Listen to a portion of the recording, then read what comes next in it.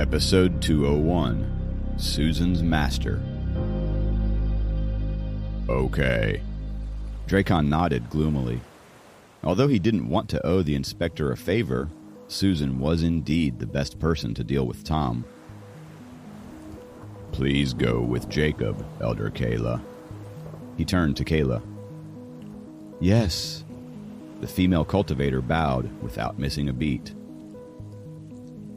Elder Frank, Elder Ron, please take Kenneth back to the Dragon Palace. Generals, lead your armies. Dracon recovered from his panic and started to arrange things in an organized manner. Without wasting any time, Kayla grabbed Jacob and headed somewhere on her sword in a flash. The speed of the sword was extremely fast, and Jacob tried to keep his balance on the narrow sword.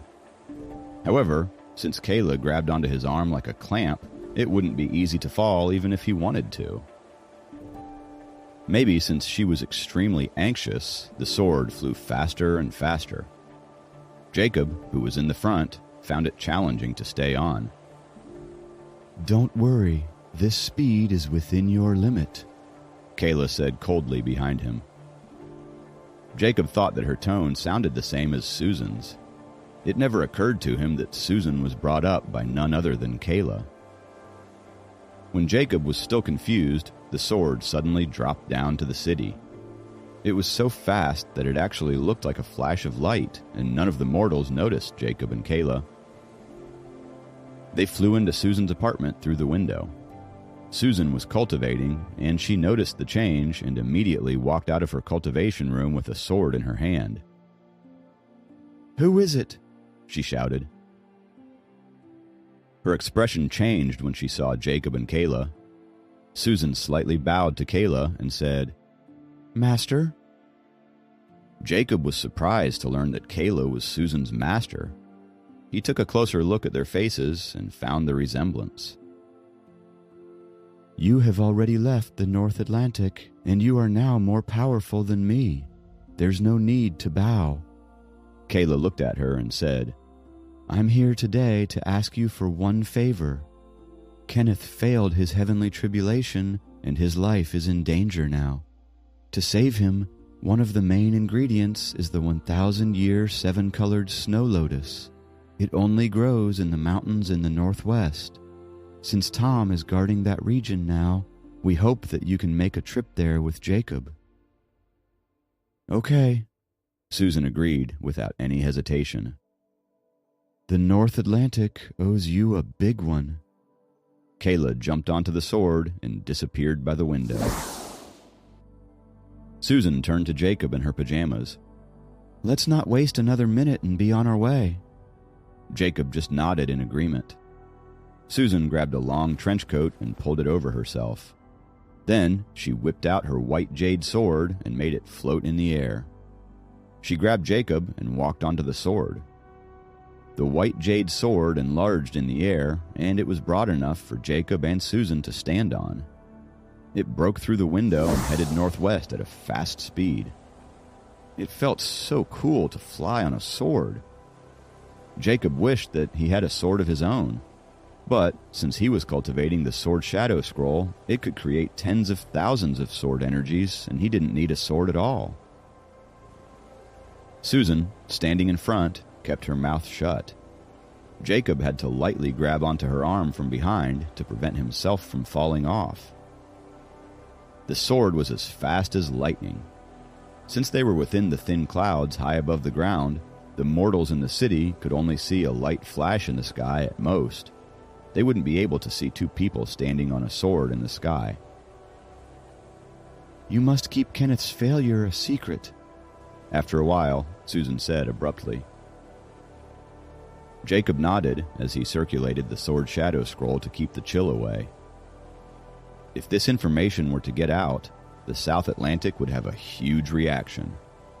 The North Atlantic, without Kenneth, wouldn't be able to withstand a single blow from them. However, the most important thing right now was to save Kenneth's life. Other things could wait. From the looks of it, it seemed like Susan wouldn't be able to stick her hand into the battle between the two clans.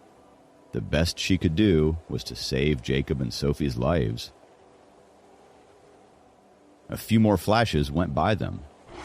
These lights suddenly circled back, and a shout sounded. "Who is trespassing the mountains?" "Inspector Susan is passing by due to an emergency." Susan raised a small golden banner. The flashes immediately backed off from blocking them. Susan sped up and passed by the mountains at high speed. The Northwest Mountains slowly appeared in Jacob's view. Susan slowed down the sword to land. A white energy sphere appeared in front of their sword. It was the protection array formation of the Northwest Mountains. It was the Northwest Earth Elemental Dragon's turf.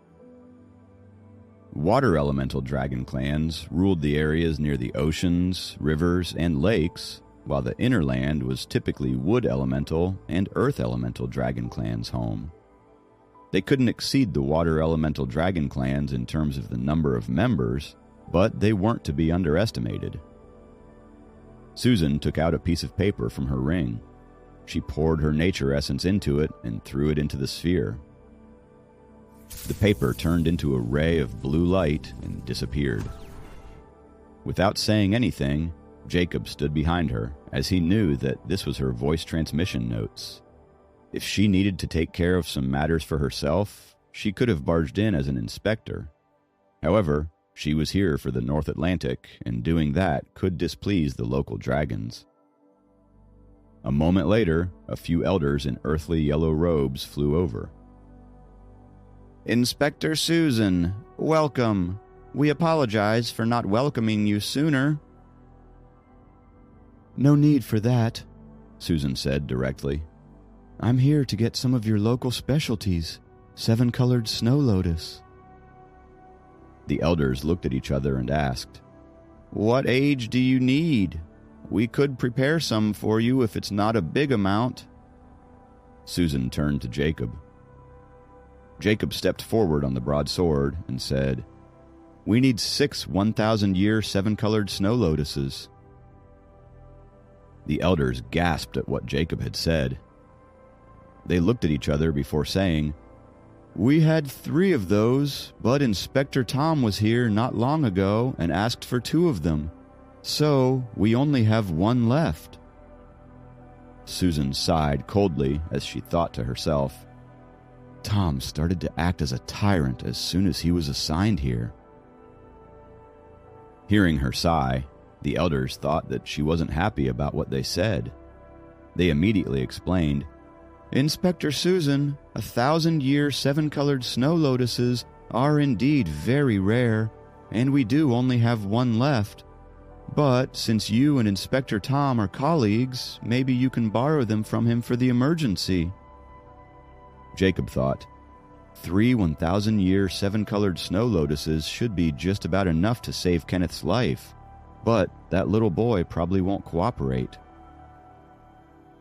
He then said to the elders, "How about this? You guys can show us the way to the caves where these lotuses grow, and I'll go get them myself." Hearing this, the elders looked at each other again, not knowing how to respond. "Sue, how come you have time to visit me in this remote and poor place?" Tom's voice suddenly came through the silence. Susan furrowed her eyebrows and said to the elders from the Earth Elemental Dragon clan, "Tell me where the caves are, and you can prepare that 1,000-year 7-colored snow lotus for me." "The cave is at the highest peak of the mountains, and it's extremely dangerous. Inspector Susan, please be very careful." The leader of the elders slightly nodded and took off with the other elders. The 2 inspectors didn't appear to be friendly with each other, and the Earth Elemental Dragon clan did not want to get involved. After all, the lotuses were grown in the dangerous area in the mountains, so they weren't worried about Susan taking too many of them. As soon as they left, Tom appeared right in front of Susan and Jacob. Susan looked at him coldly, and she put away her sword and landed on the ground with Jacob. Tom also put away the light around him and just stared at Susan. He said, "Sue, you are in such a good mood. You are on a trip here with your little assistant." Obviously, he had noticed the light mark on Jacob's forehead. He was surprised and jealous of the fact that Jacob became Susan's assisting inspector. "I don't have time to chat with you," Susan said to him. "You may go back as soon as you hand over the 2 1,000-year 7-colored snow lotuses you have." "Now why would I do that? I was letting you win when we were in the North Atlantic territory, but we are on my turf now." Tom looked at Susan arrogantly as his tone got impatient as well. The white sword reappeared in Susan's hand. Susan's personality was like this. She would cut directly to the chase and choose violence over unnecessary talking. A golden weaving shuttle appeared in Tom's hand as well. He looked serious, as he never dared to underestimate Susan's strength. The white sword smashed into the golden weaving shuttle, and the snow on the mountain slightly shivered. "Million phantoms!" Tom's golden weaving shuttle spun, shining brightly all around as golden weaving shuttles were everywhere. However, different from Jacob's sword shadow scroll, where it could potentially generate millions of sword energies, all these golden weaving shuttles in the air were illusions to cover up the location of the real weapon. "Piece of cake," Susan murmured and whipped out her white sword. Millions of swords also appeared in the air.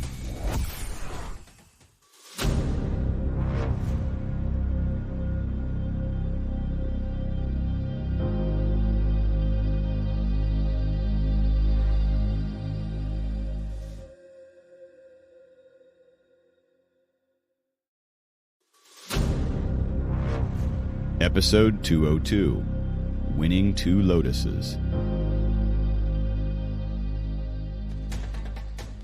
"Your realm is high, but your sword technique sucks as usual." As soon as Tom said that, the golden weaving shuttle shot straight at Susan at the same time. Millions of swords and shuttles crashed into each other in the air. As soon as one got destroyed, another one would be created.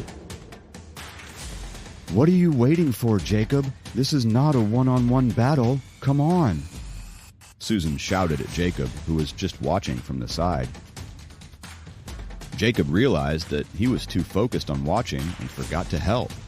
He immediately created gray sword energy and shot it at Tom. He was only able to throw it like a grenade before. However, since he had broken through to the second level, he was able to control the sword energy much better. Tom was mad, but he couldn't help but panic. He didn't expect to be in a 1 versus 2 situation. Then he realized that Susan never played by the rules. Plus, the hostility between them was already obvious. For the battles between inspectors, as long as there was no death and no interference with the inspector's job, the Dragon God Shrine wouldn't get involved at all. If Jacob were just a cultivator who attacked the inspector, he would have been punished by the Dragon God Shrine. However, there was no need to worry about it since he was an assistant to Susan now. His sword energy shot at Tom quickly. Tom remembered the fight that happened at Sophie's birthday party and didn't dare to underestimate Jacob. Therefore, he covered his palm with nature essence before trying to block Jacob's attack. The sword energy exploded in Tom's palm and made his arm numb. 5 elemental lightning. Tom covered his arm in surprise. Meanwhile, Susan's white sword slashed toward his shoulder with no mercy. Susan's sword wouldn't be able to harm him at all if she were alone, but the situation was completely different since there were 2 of them. Without saying anything, Jacob created another sword energy and threw it at Tom. It exploded on Tom's chest and burned a hole in his shirt. Tom took 5 steps back, and Susan went forward with her sword and created another wound on his arm. "Lightning grenade! You allowed him to use such a powerful treasure!" Tom backed up and shouted in surprise. He didn't think that Jacob, who was very weak, could harm him, so he assumed that Jacob had thrown out the extremely powerful explosive treasure, Lightning Grenade. Although Tom had always kept his temper under control, as an elegant gentleman, he finally lost it.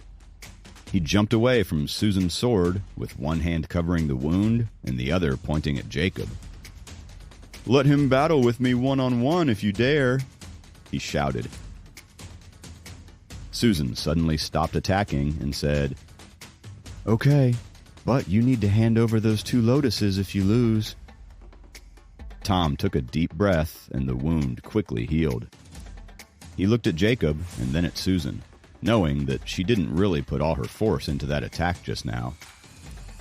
White sword energy shot directly at Tom. Jacob was worried about Kenneth, so he didn't want to waste any time. He went straight at it since he heard that Tom wanted to fight him one-on-one. Tom blocked this sword energy with his golden weaving shuttle. Then, another yellow earth elemental sword energy shot toward his face. Jacob learned something from the fight with Susan last time. If it weren't possible to win by force, then he was going to win by quantity. There went another 3 sword energies. As soon as Tom blocked them with his golden weaving shuttle, there came another 5. Susan returned to Jacob's side and whispered as she put away her sword, "Beat his spirit so he won't be bothering us when we pick the lotuses." Jacob nodded with determination and shot 10 more sword energies of different elements at Tom with all his fingers. When he leveled up from the first to second, the amount of nature essence he was able to absorb and use was several times more than before. The sword energies were shot in all directions and hit some of the stones and trees around them. The sound of explosions resonated in the sky. Tom was surprised at the improvement in Jacob's strength. In just a short period, Jacob has grown so much. If he had a year or two, he would... Jacob got impatient when he thought of Kenneth's critical status. He didn't have much time left, so he released all of the nature essence in his body. Susan walked to Jacob and grabbed his wrist lightly. Jacob was just feeling exhausted, but a wave of nature essence poured into his body all of a sudden. It felt just like when he did the landscape painting with Susan. Sword Shadow Scroll, absorb. Sword Shadow Scroll, release. The sword energies that were only the thickness of a little finger suddenly enlarged into the thickness of a fist. Waves of sword energies of 6th level, which were close to 7th level, dashed towards Tom like waves of the ocean. They were guided perfectly regarding which direction to go. Every time Jacob swung his hands, 10 sword energies would shoot out. It felt like Tom was dealing with thousands of arrows that were flying at him. Tom was busy defending. When he turned to Susan and saw her arm touching Jacob's arm, he was even more triggered. The golden weaving shuttle was knocked away by a blue sword energy all of a sudden. Another sword energy went over his head and messed up his hairstyle, leaving him in a complete mess. Although he was a 7th level master, he couldn't handle the attacks from a dozen 6th level masters at the same time. At the moment, Jacob was playing the role of several masters. Susan supplied the ammo, and Jacob made the shots. The two of them were a perfect team. Susan knew that her sword technique wasn't excellent and couldn't get them the victory quickly. Therefore, she had decided to borrow Jacob's hands to deal with Tom. Another sword energy went by Tom's neck and ran into the hill behind him, and the top of the hill immediately broke into pieces. Tom began to sweat at the scene, imagining what could have happened if the sword energy went through his neck. Jacob took back the rest of the sword energies in excitement. It was easy to learn the techniques recorded on the Sword Shadow Scroll, but it was tough to cultivate and advance in realms with it. However, as long as he could reach a high realm, the endless amount of sword energies could definitely challenge someone more powerful than him. Susan slowly let go of Jacob's arms and asked Tom, who was a complete mess, "Who is the winner?" Tom sneered without saying anything. It was obvious that he was no match. Even though Susan gave Jacob the nature essence, she wasn't involved in the actual fight. "Hand over the lotuses," Susan said lightly. The fact that Susan came to cause trouble on his turf and her little assistant put him into such a mess made Tom furious. Although he didn't know what kind of secret elixir Susan gave Jacob to improve his strength so quickly, he knew that he had completely failed today. There was nothing that Tom could do to Jacob since he had backing from Susan. However, since Jacob was already halfway through the inspector system, Tom could always find an excuse to cause trouble for him. Susan looked very gentle, but she could be vicious and violent if she wanted to. Tom was drawn by her charm, although he knew that she was dangerous. At the moment, he couldn't defeat Jacob and Susan, so he gritted his teeth and took out 2 lotuses from his opal ring before throwing them at Susan. Susan caught them and handed them to Jacob after some examination. The petals of these 2 lotuses were completely white, but there weren't black fruits in the middle. Instead, there were 7 colored crystals inside of these lotuses. Mystic crystal. So, this is what it looks like. Jacob felt the strong nature essence inside the 7 colored snow lotuses in his hands. "Put them in the storage space to prevent nature essence leakage," Susan reminded Jacob. "Okay." Jacob immediately put them in the space inside his necklace. Susan didn't pay attention, as she thought that the space inside the necklace was about the same as the storage space inside an ordinary opal ring. She would be very surprised if she found out that the space in this necklace was actually much larger. Tom didn't stick around after the defeat and left sneakily. He had lost to Jacob twice in a row now, and he blamed it all on his bad luck. 7-colored snow lotus is one of the 10 best ingredients for making elixirs, and the 1,000-year lotuses are even rarer, Susan said as she took out her white sword again and stepped on it. Jacob followed her up the sword after it expanded in size. He knew that their next destination was the highest peak. They would go ask the Earth Elemental Dragon Clan for the last lotus if they couldn't find enough on the peak. The Northwest Earth Elemental Dragon Clan only had 1 left since Tom took the other 2. Susan didn't want to push too hard if it weren't necessary. Susan didn't mention anything about mystic crystals when she explained the value of the 7-colored snow lotus. It seemed like she wasn't aware that these lotuses could be used as mystic crystals for cultivators who were cultivating 5 elemental cultivation techniques. Jacob thought about it and realized that almost no one in the dragon tribe would choose to cultivate 5 elemental cultivation techniques. Jade and Julia were well experienced, so they knew such a thing. Susan would never pay attention to such niche information. The mystic crystals that couldn't be used as mystic crystals would naturally become excellent ingredients for making elixirs. Although the nature essence was strong on them, their prices and strategic values couldn't even be compared to South Atlantic mystic ice. How many 1,000-year 7-color snow lotuses are there in the cave? Jacob wondered.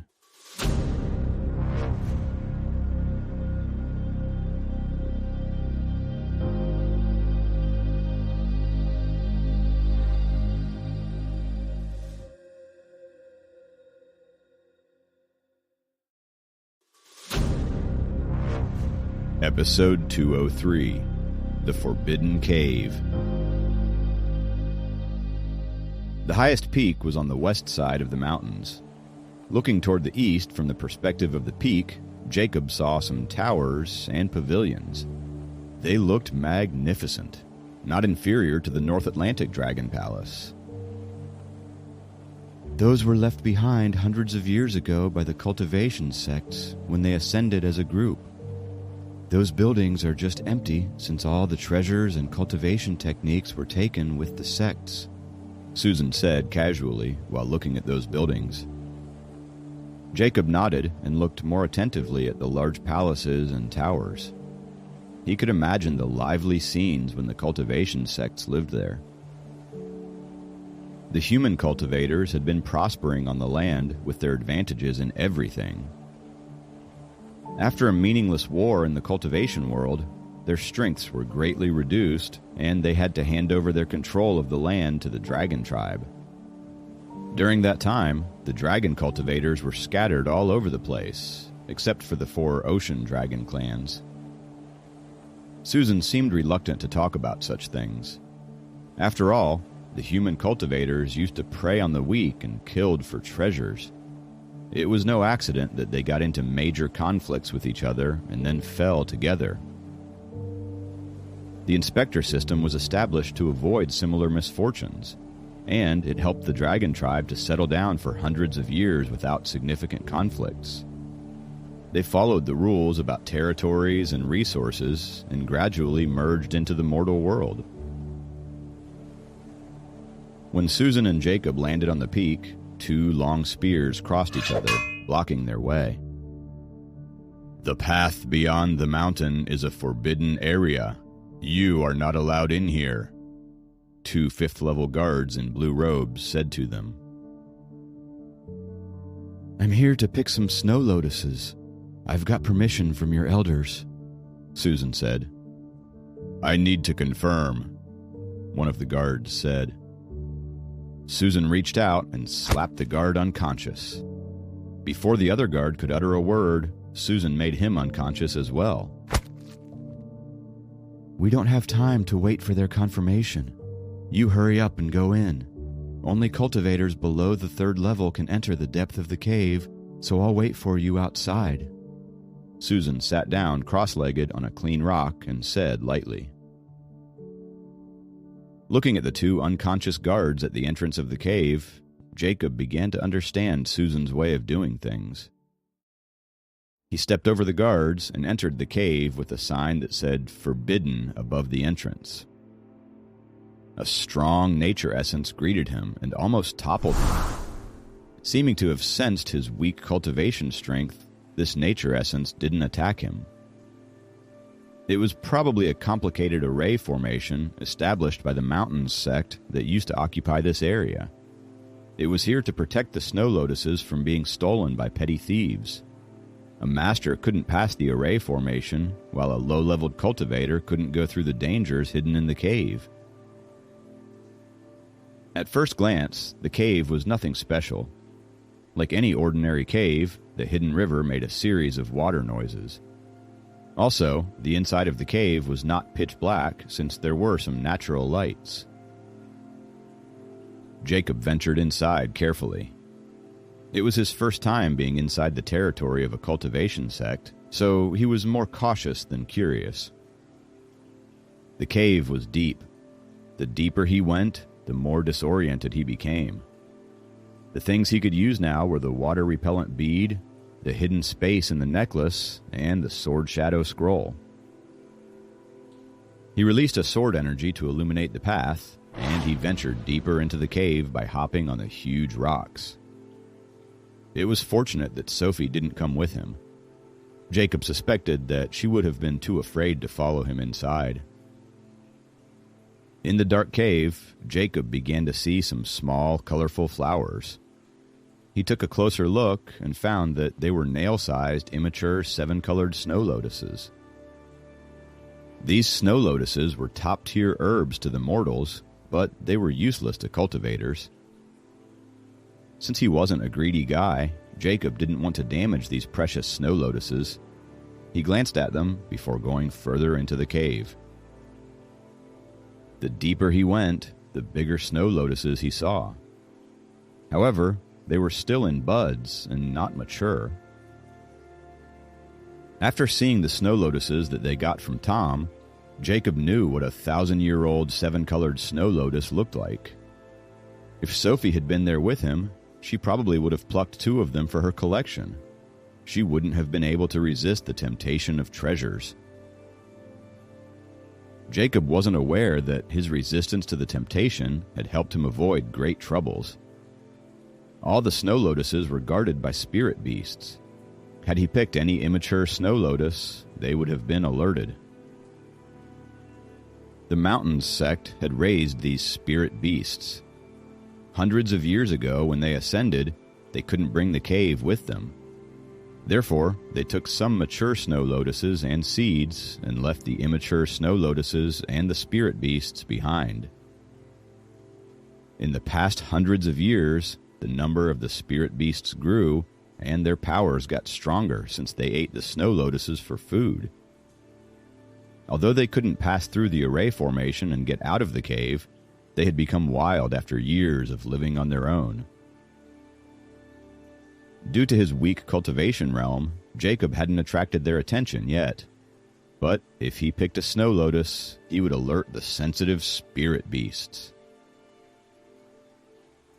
As he went deeper, he found more snow lotuses that were more mature. Jacob had no time to ponder about the reason, thinking that the snow lotuses here were of higher quality because the dense nature essence better nurtured them in the depth of the cave. He didn't know that the earth elemental dragons would be attacked by the spirit beasts if they came in to pluck the snow lotuses. That was why they usually picked the ones near the entrance. If they tried to venture too far into the cave, they couldn't withstand the fierce attacks of the spirit beasts. Susan sat outside of the cave and cultivated. She didn't know how dangerous it was for Jacob right now. She thought the cave was just a snow lotus garden left by the previous cultivation sect. How dangerous could that be? Jacob's footsteps finally woke up some spirit beasts, and their eyes opened in the darkness. Oblivious to the dangers around him, Jacob focused all his attention on lighting up the path in front of him with his sword energy. He was not aware that a group of spirit beasts was following him. After a long time, Jacob finally made a discovery. 1,000-year 7-colored snow lotuses! He looked up, moved his sword energy upward, and saw 3,000-year 7-colored snow lotuses dangling on the ceiling of the cave. He was now at the end of the cave, and it looked like a huge round room. Jacob couldn't help but admire the magical work of nature. Without thinking, he raised his arm excitedly, aiming at the herbs. His right index finger shot out a sword energy. The sword energy struck the place next to the snow lotus in the middle, and several small rocks fell, but not the snow lotus. Holding his breath, Jacob aimed again. He knew that Sophie's uncle was waiting for these 3 snow lotuses to save his life, but he must take his time and be cautious. If he missed his aim and damaged the 1,000-year 7-colored snow lotus, it would be disastrous. If he used too much force, he could collapse this small cave, and it would be a bigger disaster. After making a small adjustment of the angle, he released a weaker sword energy. This time, it cut right into the root of the snow lotus that was in the middle. As it fell off, Jacob took several steps forward and caught it in a hurry. The freshly picked snow lotus had more nature essence than the 2 he got earlier. Not wanting to waste its nature essence, he immediately put it into the space in his necklace. He raised his head and aimed at the second snow lotus carefully. There were only 3 1,000-year 7-colored snow lotuses in the whole cave. Together with the one from the Northwest Earth Elemental Dragon Clan and those 2 he had gotten from Tom, there were only 6 1,000-year 7-colored snow lotuses in the whole world. They were indeed precious. The 1,000-year 7-colored snow lotuses would mature in about 500 years, and the herbal essence would reach its peak when the lotuses were 1,000 years old. After that, they would fall and decompose. Jacob supported his right hand with his left, forming the shape of a crossbow. Then, he shot out a sword energy from one of his fingers. While the sword energy shot up toward the top of the cave, Jacob suddenly saw many white creatures lurking on the ceiling with the light of his sword energy. When this sword energy cut off the second snow lotus, Jacob had a clear view of the creatures. They were white, furry lions. Snow lions. Together with the falling snow lotus, down came the countless snow lions. Alarmed, Jacob rushed up and caught the snow lotus before putting it into the necklace. Then, he shot out 10 second-level 5-elemental sword energies from his 10 fingers. The sword energies shot onto the snow lions, and they only made the white creatures turn slightly in the air. As soon as the snow lions landed on the ground, they rushed at Jacob. Jacob's fighting instinct was triggered. Thinking back to Kenneth's courage during the heavenly tribulation, Jacob activated all his nature essence and shot out 10 sword energies. When he battled with Tom, he had used Susan's nature essence, and his own nature essence was untouched. Faced with many snow lions, Jacob felt no fear. Instead, he was a little battle-hungry. The snow lions revealed their white fangs and charged at him. Jacob backed off for half a step and turned his palms before shooting out another 10 sword energies. They hit the heads of the snow lions at the front of the pack, causing them to howl. It seemed like the sword energies were strong enough to inflict pain. However, that also made them fiercer, and their black eyes became bloodshot. In this dark cave, their red eyes looked like lanterns. Under the illumination of his sword energy, Jacob could see their now red eyes and sharp fangs. When he turned around, he saw that a dozen larger snow lions blocked the exit path. It seemed like the big round space at the end of the cave was, in fact, the lion's nursery. Jacob had broken into a forbidden place.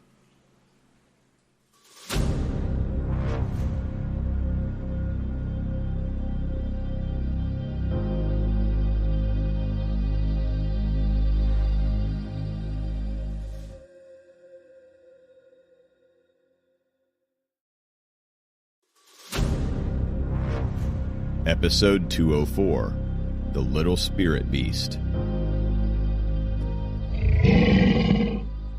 About a dozen snow lion cubs surrounded Jacob. Except for battles with Tom and one practice battle with Susan, Jacob's experience of fights was almost zero. The dozen or so snow lion cubs were not as huge as the adults, but their heights reached Jacob's waist. They looked fierce. Having blocked Jacob's only exit, the adult lions weren't eager to attack him. They seemed to want to use Jacob to train their cubs. Jacob's heart raced as fast as the Ferrari he recently drove. Circulating the 5 elemental sword energies around him, he observed the moves of the cubs carefully, ready to release sword energy at any moment. Meanwhile, the last 1,000-year 7-colored snow lotus was still up on the top of the cave. If he couldn't get it, Kenneth would certainly die. About a dozen pure white snow lions stepped closer to Jacob. Kicking the ground, Jacob leaped up suddenly and shot a beam of sword energy upward. The sword energy cut into the root of the third snow lotus, which immediately fell. Jacob reached out and caught it. Thank the Lord, he had gotten all the snow lotuses. Almost at the same time, the snow lions also leaped up as high as Jacob. Instantly, they pounced at Jacob while they were in the air. Jacob shot out beams of sword energy with his 10 fingers. He dropped to the ground and turned to race toward the entrance of the tunnel. However, the adult lions stood shoulder to shoulder, blocking the exit like a huge wall of flesh. Jacob shot out sword energy with his full force, but they didn't budge.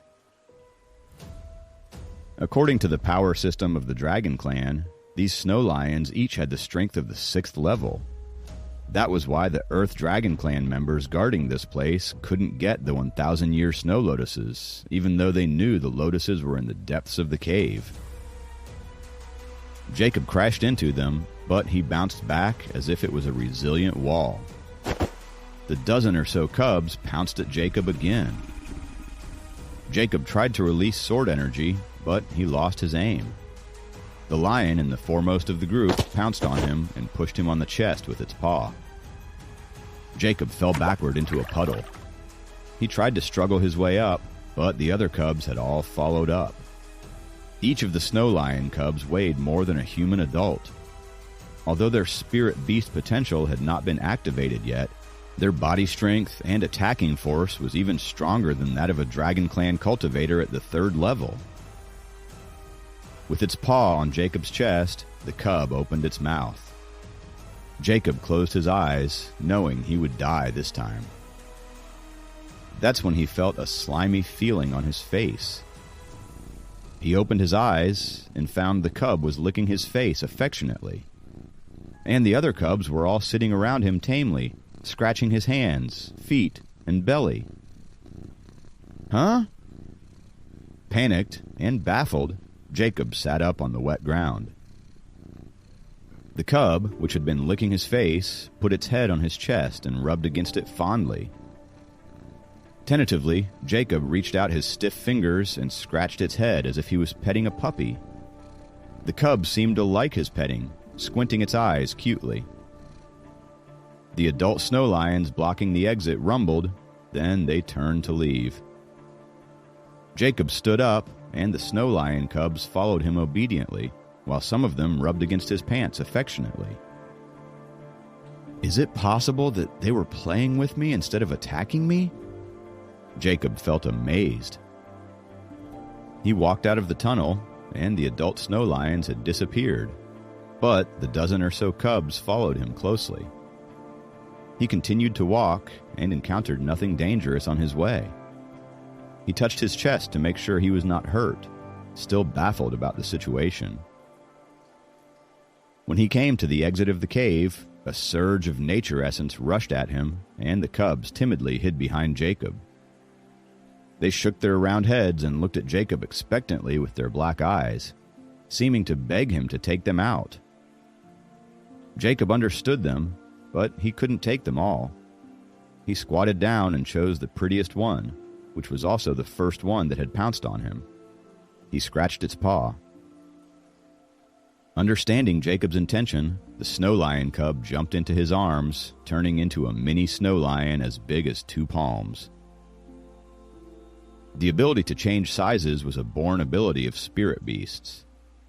Holding it in his arms, Jacob got a faint glimpse of 2 huge adult snow lions looking at him in the depth of the cave. It seems your parents want me to take you out. With a pat on its little head, he put it in his arms. Circulating a surge of nature essence, he walked out of the cave. It was bright outside. It was the 2nd day. Jacob had spent a whole night stumbling through the cave. The 2 guards were still on the ground, unconscious. Jacob wondered if they had been like this for the whole night, or had woken up and then been sent into unconsciousness again by Susan. She was sitting on a nearby boulder, cultivating with her eyes closed.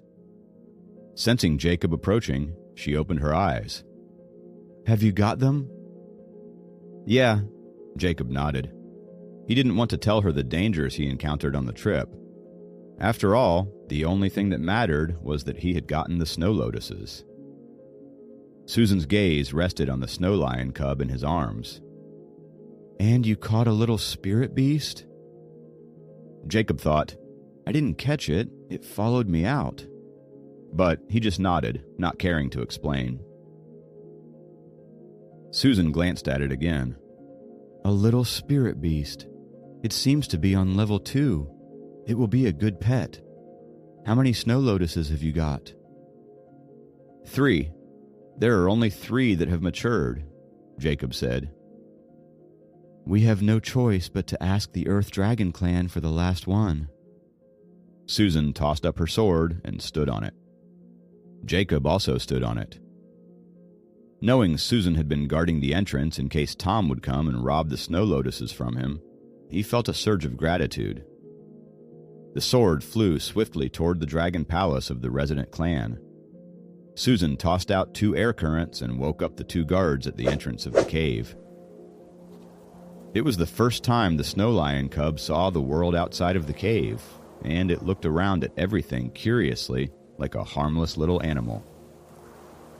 However, Jacob had seen its original form and its great power. If it took its original form, a cultivator below the 3rd level would not be its match. If your hidden space is spacious enough, you can place the cub in it, but you'd better not put any herbs in the space or he will eat them all, Susan told Jacob. Good idea. Not wanting to attract too much attention, Jacob tossed the snow lion cub into his necklace and took out the 5,000-year snow lotuses. He handed them to Susan. Susan put the 5 snow lotuses into her space ring. After a moment of consideration, she asked, Was there only one spirit beast in there? No, there are many of them, big and small, but they didn't attack me, Jacob said. Then you were fortunate. Since your cultivation strength is weak, the essence of the dragon core in your body is not strong. You are also cultivating the human cultivation technique, the Sword Shadow Scroll. The spirit beasts guarding the snow lotuses in the cave thought you were a cultivator from the mountains sect and didn't attack you. Driving the flying sword, Susan turned her head and said to Jacob,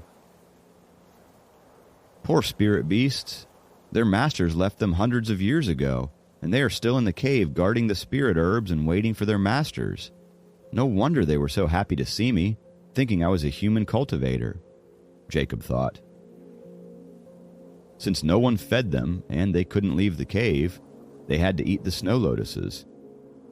So far, they had eaten the matured snow lotuses, and the 3 1,000-year snow lotuses must have been their food stored for the future. The flying sword landed smoothly when they reached their destination. Seeing Susan's sword light from a distance, the elders all hurried out to welcome them. Elders, the snow lotuses in the cave are not enough, so we still need the last 1,000-year snow lotus in your possession, Susan said politely.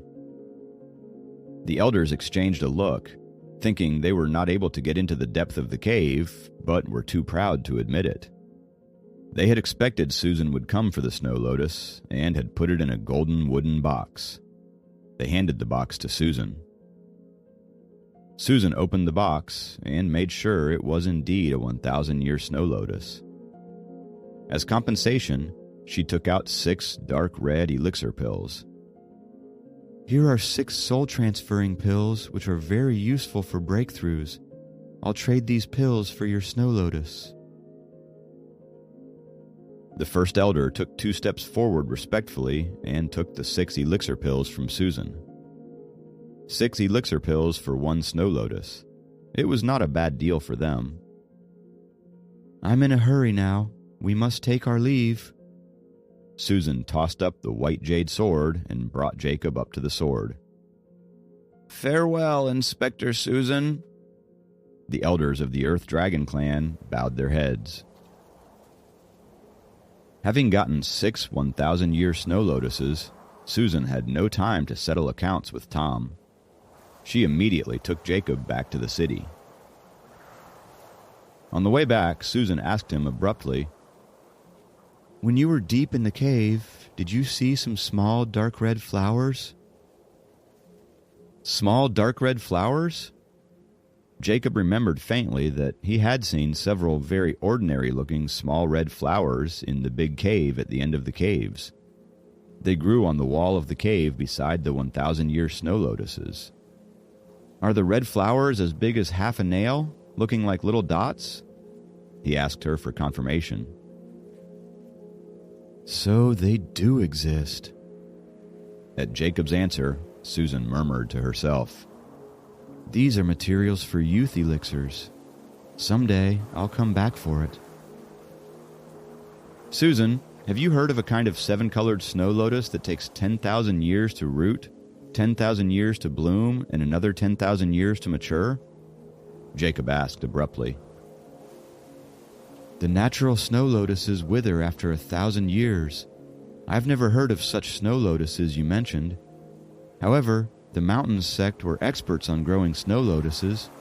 Maybe they could cultivate such snow lotuses with special methods," Susan answered casually.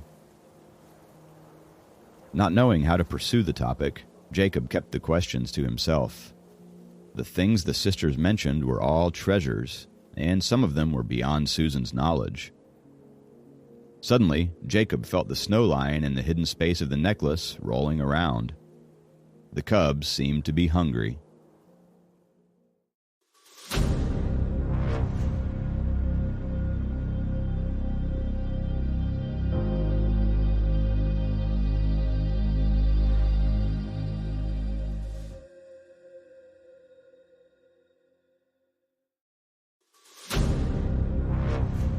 Episode 205. Will Kenneth live? With Susan's identity as an inspector, they returned without incident.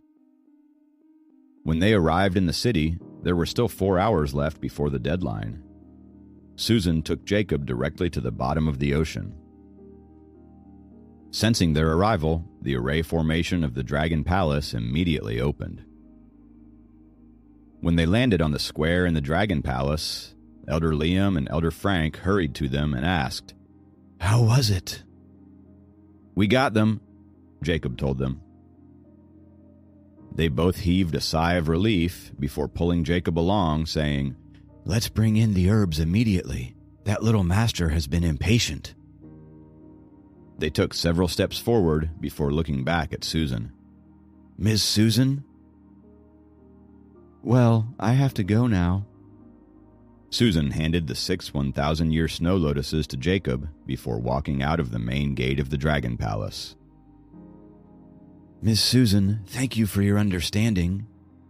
Elder Liam and Elder Frank bowed slightly in respect to Susan. After all, she was not a member of the North Atlantic, and it was not appropriate for her to show up in such delicate situations. In her fluttering trench coat, Susan walked away. This time, by putting in her time, energy, and 6 elixir pills, she had done a big favor to the North Atlantic. Glancing at Susan, who was leaving, Liam dragged Jacob along with him. "We must hurry up. Prince, please come with me." Kenneth was resting in a small palace. Beside his bed were Dracon, Helen, Sophie, and Kayla. Kenneth had changed into clean clothes, but he looked listless. Seeing Jacob come in with Liam and Elder Frank, Dracon walked up immediately. "How did it go?" "I didn't let you down. We got them." Jacob opened the box and revealed the neatly arranged 6 snow lotuses inside. "Great." Dracon's face turned from anxious to pleased and slightly surprised. He said to Elder Frank, "Hurry up and ask the little boy to come here." "Yes, Your Majesty." Elder Frank turned and walked out of the room. Red-eyed from crying, Sophie looked at Jacob incredulously, not expecting he would get 6 1,000-year snow lotuses so successfully.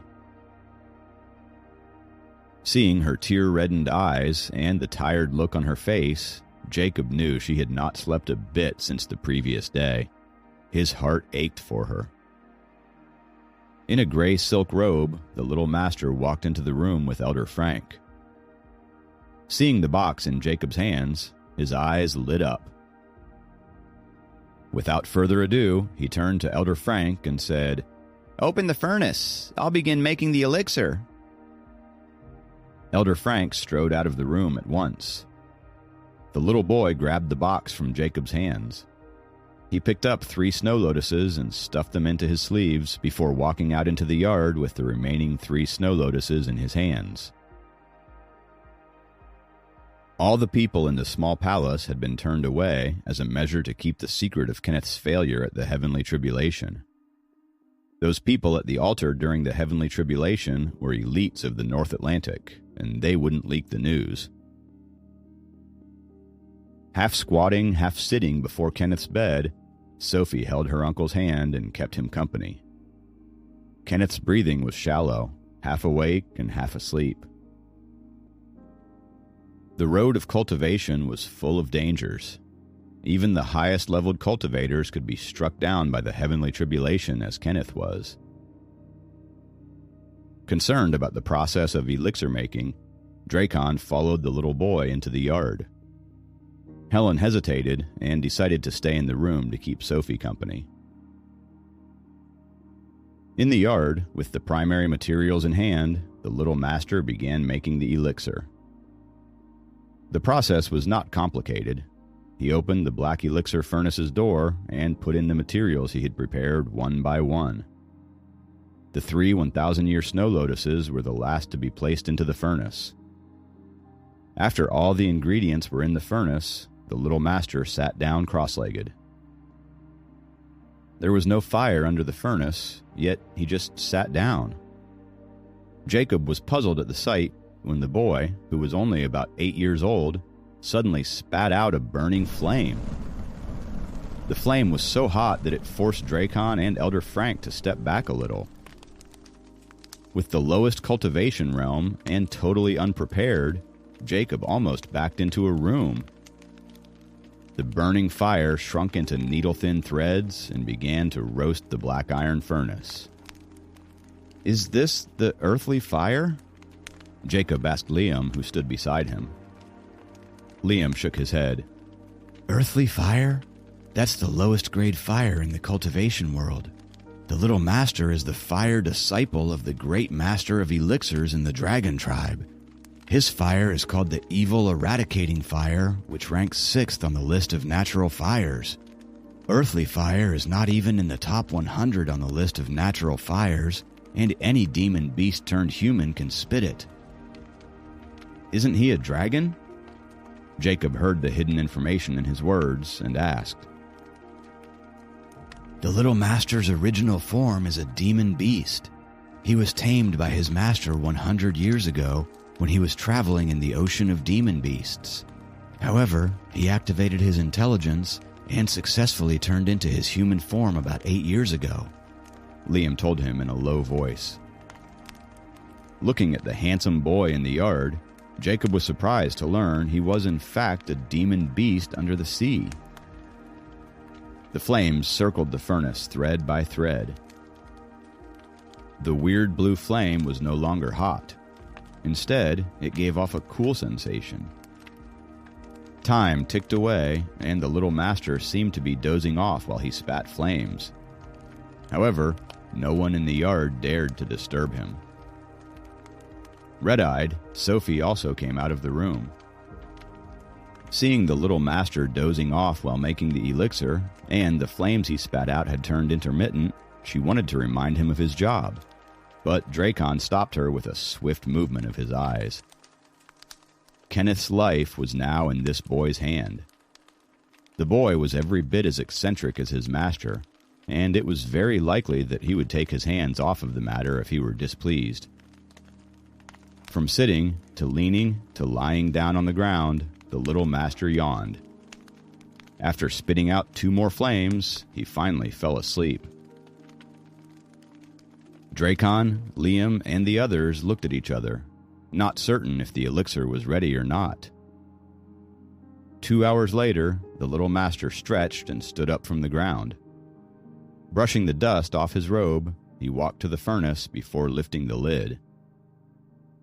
In the elixir furnace, a golden elixir pill was spinning. The little master reached in and took it out. Feeling the burn of it, he blew at it before tossing it at Jacob. Jacob reached out and caught the pill, feeling the scalding heat in his palm. Immediately, he activated nature essence to protect his palm. "The elixir is ready. Now I'll go back to sleep." With that, he walked out of the small palace arrogantly. With the elixir pill in hand, Jacob immediately turned and walked into the room. The golden pill was still hot, but it was cool enough for Kenneth to take. Frowning, Elder Kayla took the pill from Jacob and helped Kenneth take the pill with a bowl of water. Even an ordinary snow lotus could turn a dying man back to life, not to mention the 7-colored snow lotus, which had grown for 1,000 years. Besides, the elixir had an additional effect since it was made personally by the Little Master, who had vast experience with elixirs. In the past, he had ignored the people whom Dracon sent to ask for treasures, but this time he did the North Atlantic a big favor by making the elixir for Kenneth. Red-eyed, Sophie looked at Kenneth hopefully. She sniffed after another bout of crying. "We can't underestimate the power of the heavenly tribulation. Besides, the Little Master didn't promise that his elixir would save Kenneth with 100% certainty." Helen stood beside Dracon and said to him gently, "I know, but I am still hopeful." Dracon nodded. After a moment of consideration, he turned to Jacob. "We must thank you for your effort." "No problem." Jacob waved his hand, grateful for the opportunity to serve the North Atlantic, to repay the kindness Dracon and Helen had shown him. However, he didn't want to tell them about the dangers he encountered in the cave. Kenneth was still sleeping. Elder Kayla sat by the bed and took care of him. Liam and Elder Frank sighed slightly at the scene. "Soph, take a walk outside. You've been here for almost 2 days. When Kenneth wakes up, I'll send for you." Glancing at Jacob and Sophie, Dracon said, "Okay." Nodding, Sophie walked out of the room. Without needing special instructions, Jacob walked out with her. They crossed the yard and walked out of the small palace. Everywhere they saw were celebratory decorations. Red lanterns were hung everywhere. Glittering treasures were attached to the columns. The whole dragon palace looked like a celestial garden. The people coming and going into the dragon palace all looked joyous, since Dracon had announced that the dragon palace would celebrate Kenneth's success with the heavenly tribulation for 3 days. The celebratory atmosphere made Sophie even more upset. While she walked, she sniffed abruptly and was on the verge of tears again. Hurriedly, Jacob pulled her to sit down on a nearby stone step. Looking at the swaying red lanterns by her side, Sophie couldn't bear it anymore.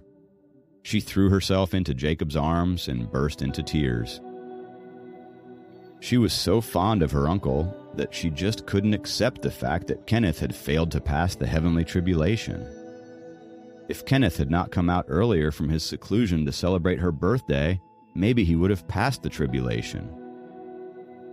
Putting his arms around her, Jacob didn't know how to comfort her. At a moment like this, being with her was what she needed.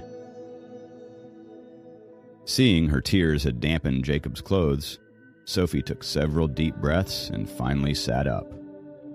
Her red face and tear-dampened eyelashes caused Jacob's heart to drop. What would I do if something happened to my uncle?" Leaning against Jacob's shoulder, she asked in a low voice. Jacob was silent, knowing it was a real possibility. Even a great master as powerful as Kenneth was insignificant in the face of heaven. If Kenneth died, Sophie won't be able to take it. She was very close to him, probably even more than her parents. After a moment of consideration, he took the snow lion out of the hidden space. Looking at the unfamiliar place and sensing Sophie's dragon essence, the snow lion was instantly alarmed. It showed its claws and fangs at her. "Behave!" Jacob said one word. Immediately, the snow lion lowered its head and dropped to the ground, looking up at Sophie with its bell-sized black eyes. "What is it?" Blinking her tearful eyes, Sophie sniffed and asked Jacob morosely.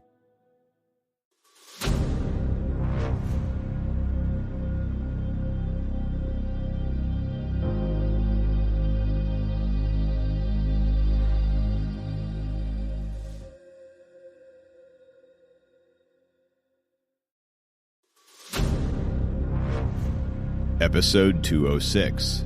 Kenneth is awake. It came with me when I was picking the snow lotuses, Jacob said. Oh. Sophie bit her lip and gazed at the snow lion before her. With its big, round eyes, the snow lion stared back at Sophie, who was sitting on the step. It doesn't have a name yet, Jacob told her. Sophie glanced at Jacob before turning her gaze back to the cub. Snowflake. With eyes still moist and nose still red, she was a picture of despondence. Snowflake! Jacob clapped his hands at the snow lion. Hearing Jacob's words, the snow lion immediately stood up from where it had been sitting before skipping up the steps. Then it jumped into Jacob's arms. While it was in the air, it turned from its 1 meter size into the size of about 5 or 6 inches.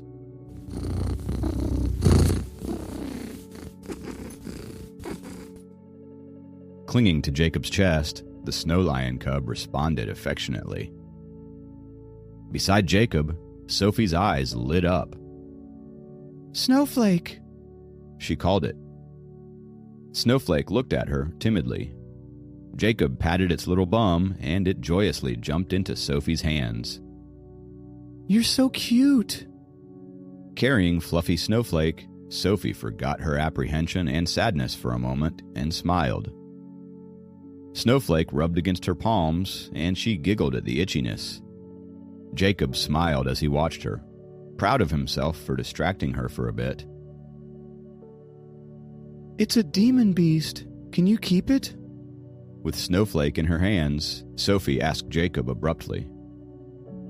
What's the difference between demon beasts and spirit beasts? Jacob asked. Almost the same. The only difference is that demon beasts are wild and spirit beasts are tamed, Sophie answered. Then Snowflake is a spirit beast. It listens to me, Jacob said. He reached out and touched Snowflake's head, and Snowflake rubbed its head against his palm. Snowflake looks quite tamed. Usually demon beasts are not tamed easily, Sophie said. Jacob thought for a while and said, Susan said Snowflake is a level 2 spirit beast. In fact, he had not meant to ask her about this stuff, but he was trying to distract her from her sadness. Sure enough, Sophie took the opportunity to show off her knowledge. She explained, The spirit beasts are divided into 4 levels. Level 4 is the most powerful, and spirit beasts of this level are usually mounts of immortals. Beasts on level 3 are very powerful helpers in battles. Spirit beasts on level 2, such as Snowflake, are more powerful than ordinary spirit beasts and have some talent, but they are no match for real masters. Those on level 1 have no strong power at all, but their skins are so thick that ordinary cultivation techniques can't harm them. If they launch an attack in a group, an ordinary cultivator is no match for them. Jacob had never imagined that he would tame a spirit beast, but Snowflake had followed him out willingly. Although it was only a level 2 spirit beast, Jacob was delighted with it. From the looks of it, Snowflake should be only half a year old. Now familiar with Snowflake, Sophie pinched its little nose and said, Half a year? Jacob was surprised.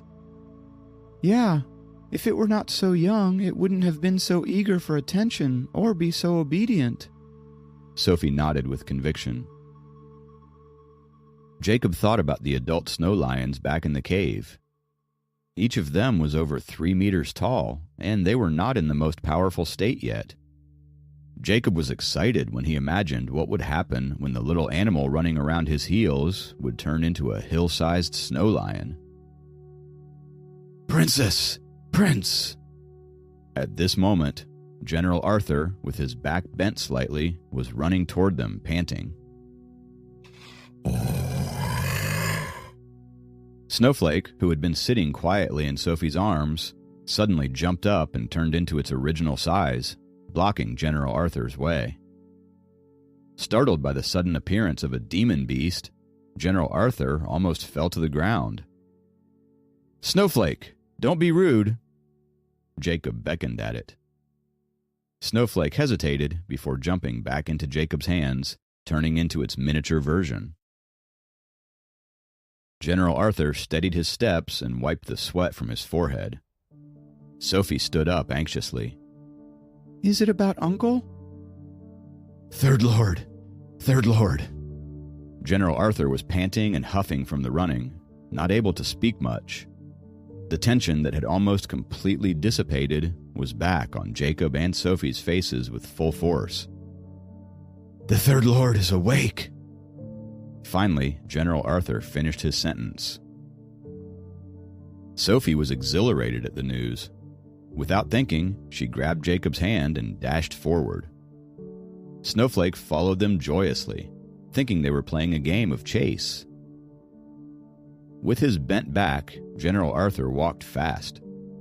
Shortly after, he led them into the palace where Kenneth was resting. In the room, Kenneth was awake, though his face was still pale. Elder Kayla sat by the bed, still alert. Uncle! Sophie shrugged off Jacob's hand and rushed toward Kenneth. Dracon stopped her immediately. He is still weak, Soph. You must not disturb him. Standing by the bed, Sophie was so excited that she burst into tears again. Jacob followed General Arthur to the bed. Seeing Sophie crying her heart out once again, Jacob rubbed her back a little. He could understand how all the emotions of the past 2 days must be crashing down on her. Snowflake followed Jacob into the room and jumped into his arms. Snow Lion? Kenneth was surprised to see Snowflake in Jacob's arms. Uncle, this is Snowflake. Sophie dried her tears and smiled. Jacob brought it back with him when he picked snow lotuses for you. Did you go to the Snow Lotus Cave in the Northwest Mountains? Kenneth stared at Jacob in surprise. Yeah, Jacob nodded slightly. Brother, how could you do that? The Snow Lotus Cave is a very dangerous place. How did you let this kid go there and pick snow lotuses? Kenneth turned to ask Dracon. The little master said it was dangerous, but he didn't mention that it was very dangerous. Dracon frowned. He doesn't know. Choking on his words, Kenneth coughed. 100 years ago, I broke into the Snow Lotus Cave and found the snow lions there. Each had the power of the 6th level. 6th level? Dracon looked at Jacob in astonishment, not understanding how he got the snow lotuses from a group of 6th level demon beasts. But Helen nodded appreciatively at the fact that Jacob had not mentioned a word about the dangers in the cave. If Kenneth had not brought it up, they would have thought it was an easy trip. Jacob's modesty and disregard for vanity were the styles of a master. Yeah, at the time, I was only in the low-tier 7th level. To pick a 500-year 7-colored snow lotus, I ventured too deep into the cave and almost couldn't get out intact. The snow lions are very smart. They lured me deep into the cave before surrounding me. Without the help of a treasure, I couldn't have gotten out, Kenneth said. Dracon smiled. To save your life, Jacob got 6 1,000-year 7-colored snow lotuses.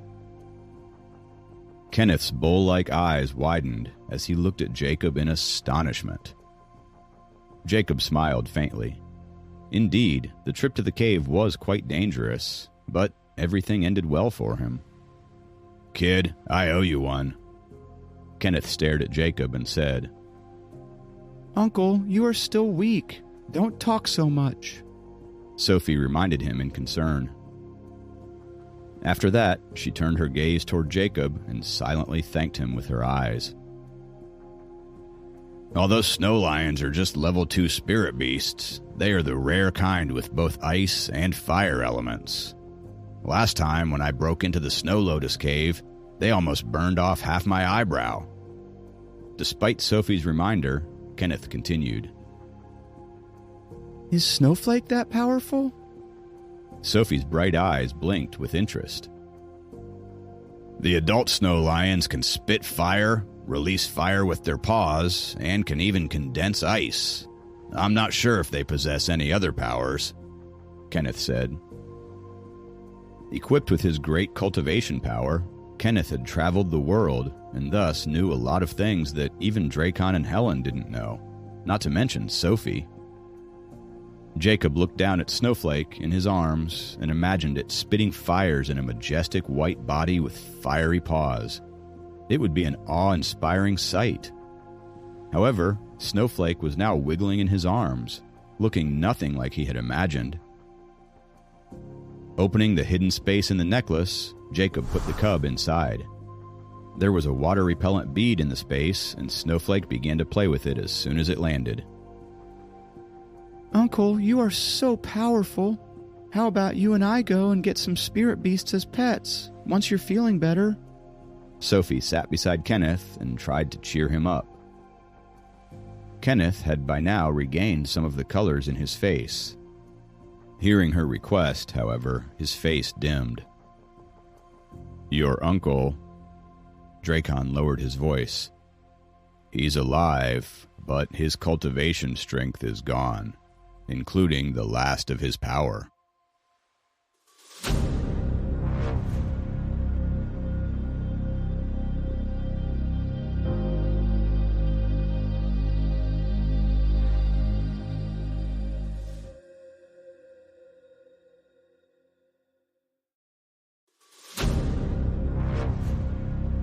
Episode 207, Back to College. What? Sophie widened her eyes and looked at Kenneth in astonishment. Kenneth, who had swept across the mortal world unrivaled, had been reduced to a weakling, lower than the first level. Just then, lying in bed, Kenneth burst into laughter abruptly. He struggled to sit up and pointed his hand into the sky. "Sneaky heaven! As long as I have a breath in me, I will fight you to the end." His former crazy expression returned while he clenched his fists. "What if I'm not as powerful now? What if all my meridians are broken? As long as I'm alive, I will cultivate again to the 8th level. I, Kenneth, will rewrite the rules of heaven. One day, I'll poke a hole in heaven."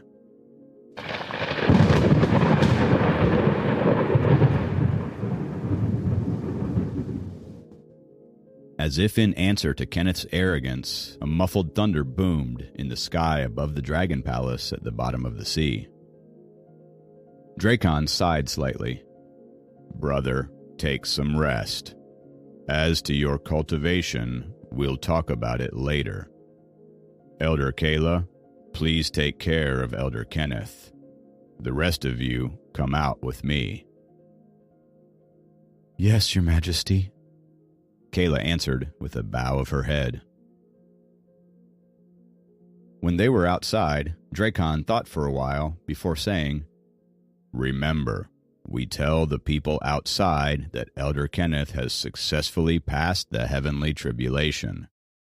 Elder Frank, you take Jacob back on land.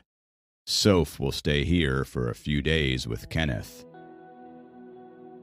When Elder Frank took Jacob back to land, it was early in the morning. The car was still parked by the seaside, and Elder Frank drove Jacob to campus. On their way back, they were silent. Elder Frank's silence signaled the heaviness he felt inside. Kenneth's failure at the heavenly tribulation brought a shadow to the whole North Atlantic situation. "Prince Jacob, don't worry. We will handle the remaining business." Driving the car, Elder Frank said abruptly. Jacob nodded but didn't say anything. "Whatever happens, we'll not let you and the princess get hurt," Elder Frank continued. Looking at his determined expression, Jacob knew that he meant what he said. Along the seaside highway, the car drove into the downtown core. Elder Frank possessed many properties and businesses in the city, including a big hotel and restaurant, a martial arts school, and several clubs. He was quite a figure in the city, and his aura and calmness were not something an ordinary person could copy. Elder Frank stopped the car at the university gate. "Here you go." "Thank you, Elder Frank." Jacob got out of the car and watched as it drove away. At the moment, the elders were handling the situation between North Atlantic and South Atlantic. Jacob's only task was to cultivate right now.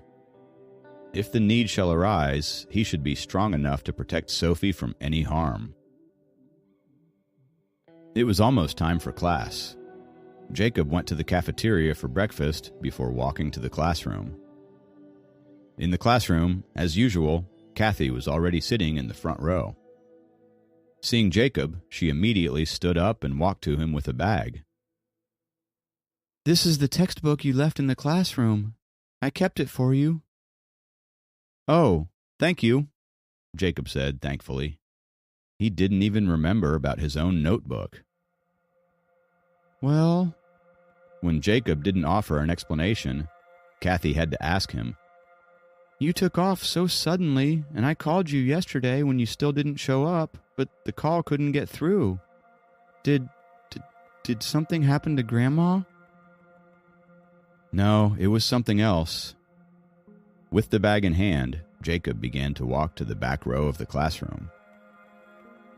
"You look..." Kathy locked eyes with Jacob. "Different." Jacob looked down at himself and saw that he was still wearing the same clothes from 3 days ago. The only difference was that he had jumped from the first level to the second level. He guessed that the elevation in realms had made him look different.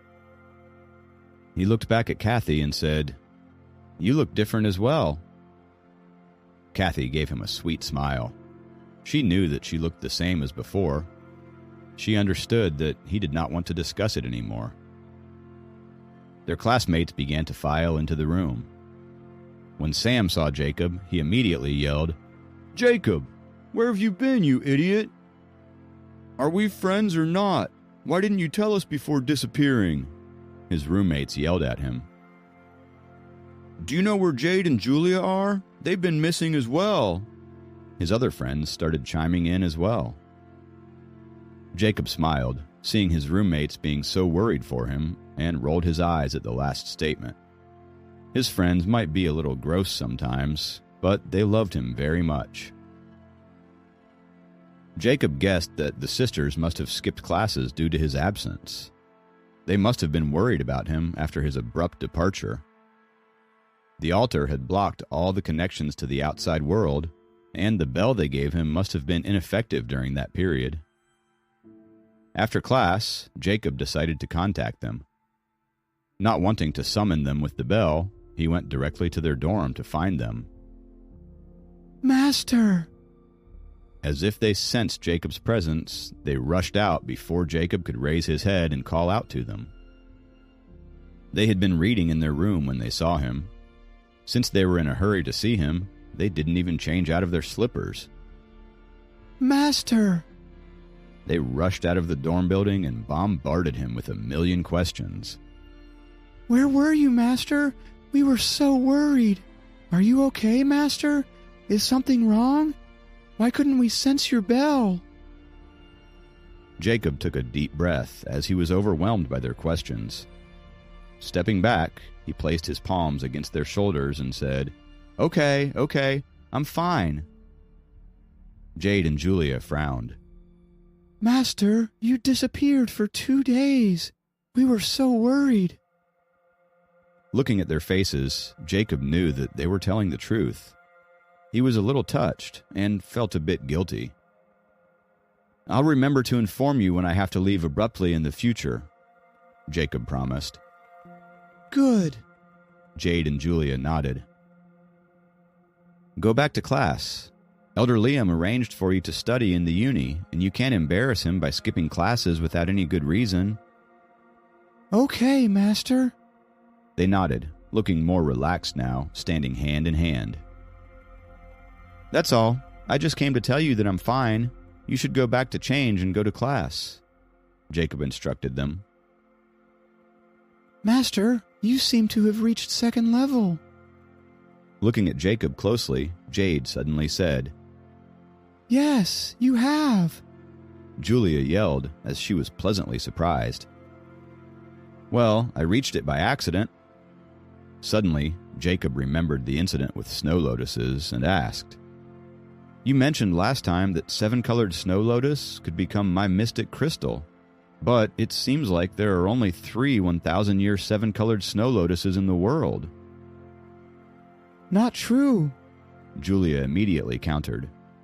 Only the 7-colored snow lotuses that need 10,000 years to root, 10,000 years to bloom, and another 10,000 years to mature are the real 7-colored snow lotuses. However, this kind of snow lotuses needs essences to help it grow, and thus is very precious. Otherwise, it wouldn't be one of the best 5-element mystic crystals in the world. What kind of essences can help them grow? Jacob asked. I don't know. If Jade doesn't know either, then only those people who are experienced at nurturing the snow lotuses would know about it, Julia said. When Jacob glanced toward Jade, she shook her head and said, I don't know either. Since we are not in the above realm and can't consult the scrolls and documentation, we can only tell you what we remember. We do remember that such snow lotuses exist. As to the 1,000-year 7-colored snow lotuses, we don't know if they can turn into mystic crystals, but you can try if you get them one day. Okay. Since 10,000-year snow lotuses were not available, and the 1,000-year ones had been all used up, Jacob didn't pursue the topic. The girls returned to their room to change, and Jacob walked toward the library. When he walked to the back of the library, Snowflake in the hidden space began to roll around again. After a moment of consideration, Jacob stepped into a concealed corner and quietly opened the hidden space. Snowflake jumped out. It was as tall as 1 meter. Moron, turn small. Hurriedly, Jacob patted its head. Immediately, it shrunk into the size of 2 palms, and its voice turned quiet at the same time. Wow! Suddenly, girls' voices came from behind him.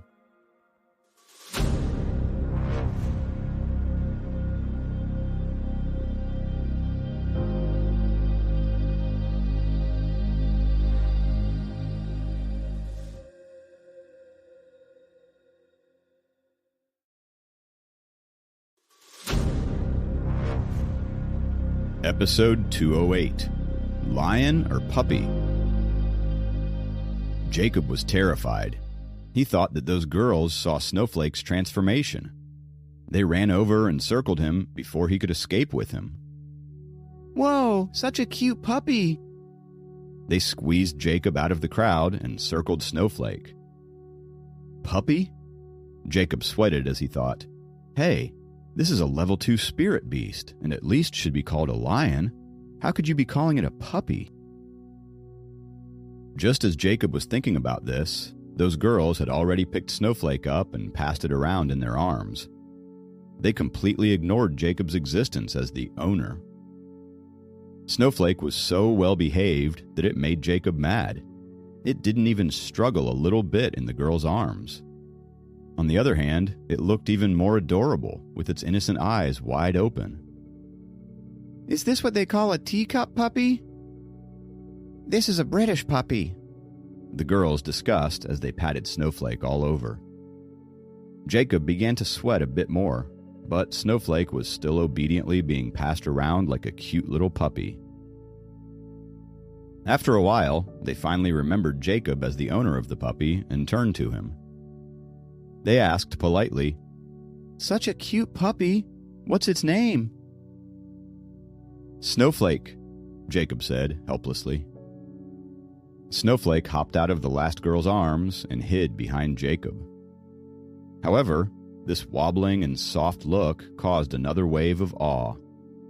Jacob could tell from their looks that the girls were his juniors who came to the library to study.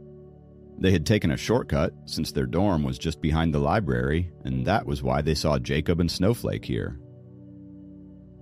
"Don't you have your bread, Mindy? Let's feed it to Snowflake," one of the girls said to another. A girl opened her bag and took a bag of bread out which was barely eaten.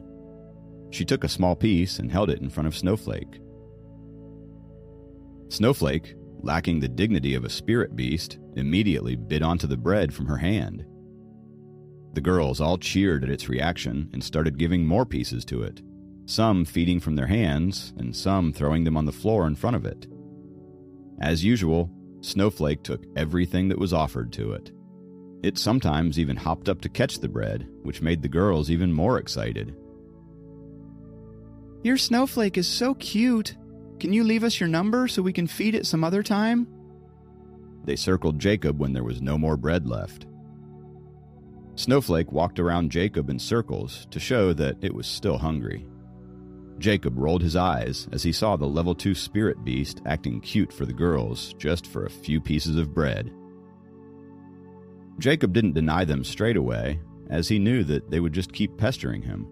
So, he accepted the phone from one of them and saved his number in her phone, though he changed the last 2 digits of the number to make sure that these girls are never able to contact him, and saved the name as James, before leaving the secluded corner with Snowflake in haste.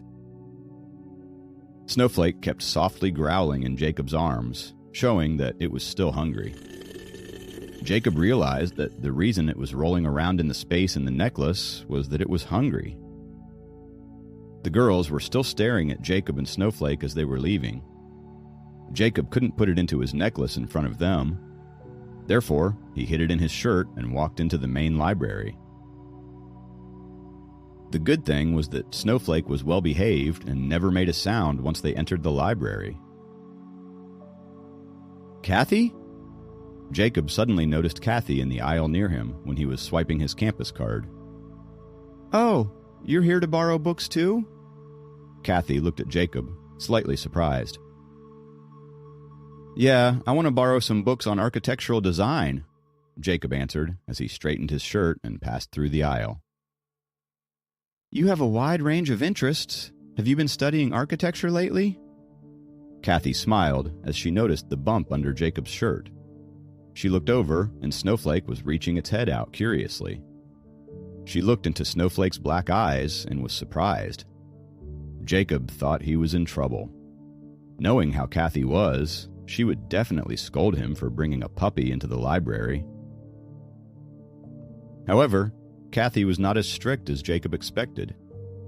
She looked at Snowflake in surprise and said, "Such a cute puppy. Where did you get it?" "From a friend. I haven't found a place to keep it yet, so I plan to take it back to my dorm after getting the books from the library," Jacob explained. "Can I pet it?"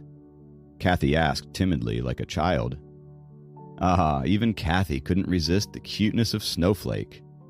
Jacob had no choice but to nod. Kathy looked around and held Snowflake in her arms as she patted on its head in adoration. Snowflake gently licked her palm. This made Kathy's love for the bundle of cuteness explode. She opened her bag and let Snowflake hop inside, leaving the zippers open so it could breathe. "We can keep it here for now. Let's go get the books." Kathy smiled and said to Jacob, satisfied. Jacob thought to himself, Snowflake is taking all the advantage it can with that appearance. If it reveals its true self, all these girls would be scared away.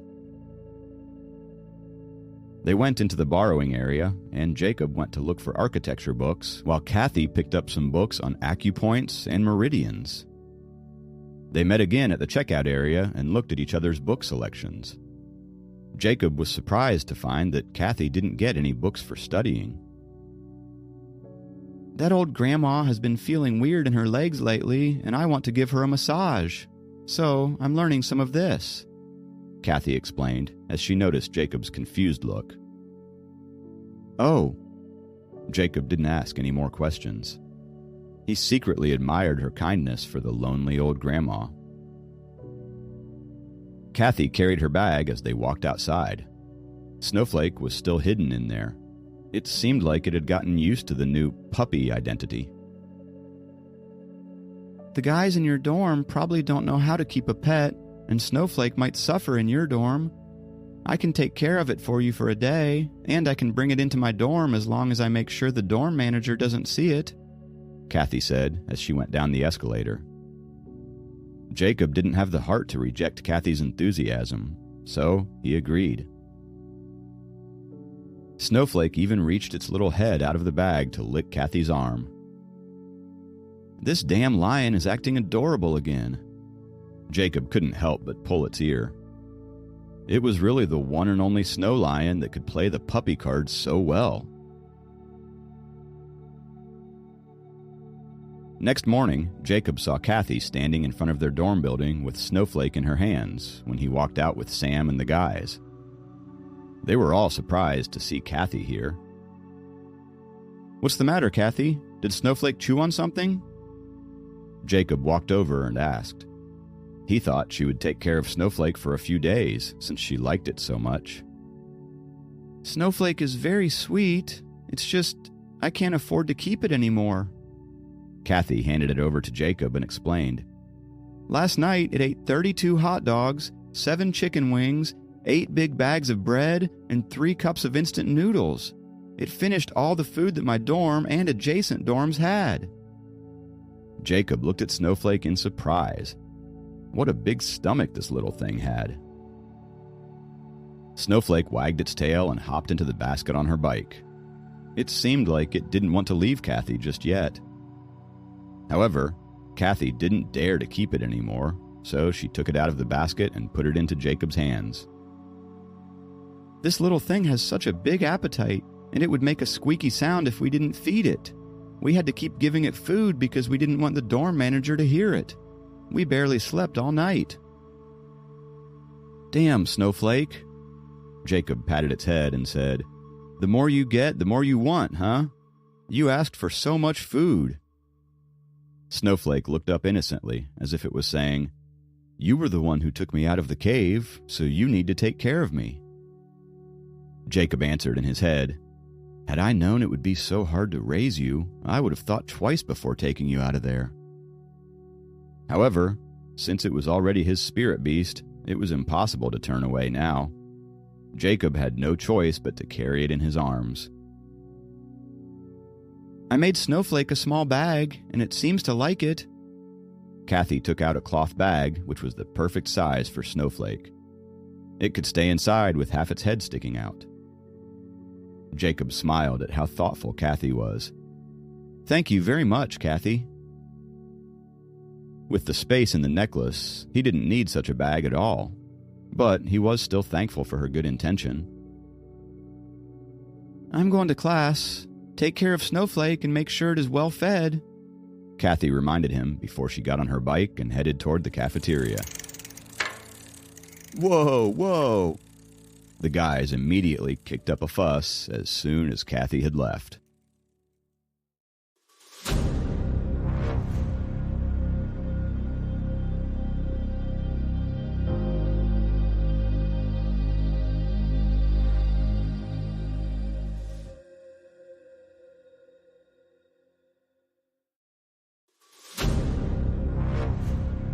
Episode 209. I'm her fiancé. "Are you raising a pet with Kathy now?" Ryan walked over and poked at Jacob. Ryan, the unofficial news reporter of the campus, immediately started fishing for new gossip. The other guys also started getting excited to know the answer, as they had thought that Kathy had rejected Jacob. Now, him having a pet with her would be an interesting development. "Get out of here!"